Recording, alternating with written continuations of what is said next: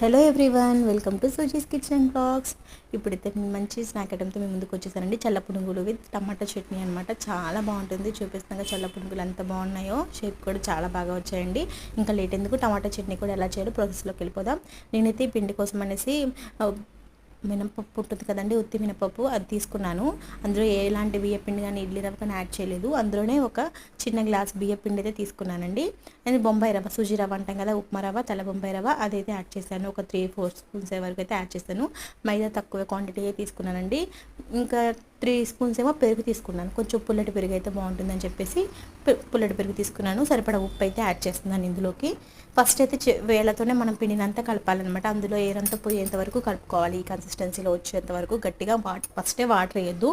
ఎందుకంటే మనం పెరుగుతో కలుపుతున్నాం కాబట్టి ఫస్ట్ పెరుగంతా కలిసిలా కలుపుకున్న తర్వాత అప్పుడు నేను సరిపడా వాటర్ అయితే యాడ్ చేసి ఆ కప్తో అప్పుడు పిండిని అయితే ఈ కన్సిస్టెన్సీ వచ్చేంత వరకు అయితే కలుపుకున్నానంట. బాగా వేళ్ళతోనే మనం బాగా దాన్ని మర్దన చేయాలన్నమాట. అప్పుడే పునుగులు అనేవి మంచిగా గుల్లగా వస్తాయి. లోపల ఏరుతో చాలా బాగుంటుంది. పిల్లలు కూడా అప్పుడు తినేటప్పుడు స్పాంజ్ లాగా ఉంటుంది, లోపల పైన క్రిస్పీగా ఉంటుంది అనమాట. చాలా టేస్ట్గా ఉంటాయి పునుగులు అనేవి కూడా. ఇలా కలుపుకోవాలి పిండి అనేది. ఇంకా దీని ఒక హాఫ్ అన్ అవర్ వరకు మనం ఫ్రిడ్జ్లో పెట్టచ్చు, లేదా మూత పెట్టేసి బయటైనా ఉంచేసుకోవచ్చు. ఇంకా అప్పుడు డీప్ ఫ్రైకి సరిపడా ఆయిల్ వేసేసుకొని చిన్న చిన్న పునుగుల్లాగా అయితే వేసేసుకుంటే మంచి చల్ల పునుగులు టేస్టీ ఎంతో రుచిగా ఉంటాయండి. చాలా బాగుంటాయి పునుగులు అనేవి. ఆ ప్రాసెస్లో చేసేయండి. నెక్స్ట్ టమాటా చట్నీకి కావాల్సిన ఇంగ్రీడియంట్స్ ఏంటో చూసేద్దాం. ఆయిల్లో 5 పచ్చిమిర్చి, పల్లీలు, అదేవిధంగా జీరా, ధనియాలు, కరివేపాకు వేసి అయితే వేయించానండి. లైట్ గోల్డెన్ బ్రౌన్ కలర్ వచ్చే వరకు వేయించాను. నెక్స్ట్ టమాటాలు అయితే ఈ సైజులో కట్ చేసుకున్నాను అనమాట. ఇవి వేగేసరికి ఆ టమాటా అనేది కట్ చేసేసాను. కరివేపాకు కూడా వేసానండి, చాలా బాగుంటుంది టేస్ట్ అనేది. నెక్స్ట్ ఒక హాఫ్ స్పూన్ వరకు అయితే నేను మెంతులు కూడా యాడ్ చేశాను అప్పుడే వేయించేటప్పుడు. నెక్స్ట్ ఇంకా అదే ఆయిల్లో టమాటా ముక్కలు కూడా వేసేసానండి. కల్లుప్పు వాడాను. నేను ఎప్పుడు కూడా చట్నీకైనా పులుసులకైనా కల్లుప్పే వాడతానండి. నా వీడియోస్ చూసే వాళ్ళకే తెలుస్తుంది.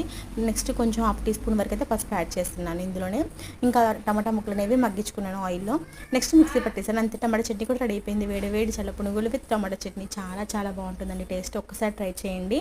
వెదర్ చల్లగా ఉన్నప్పుడు ఇలా తింటే బాగుంటుంది. ఇప్పుడు వర్షాలు అంటున్నారు కదా, అప్పుడు కొంచెం ఒకసారి ట్రై చేయండి. ఇంట్లో పుల్లటి పెరుగు ఉన్నప్పుడు చాలా బాగుంటుంది. పిల్లలు కూడా చాలా ఇష్టంగా తింటారు. చాలా టేస్టీగా అయితే ఉంటాయండి. ఒకసారి వేసి చూడండి.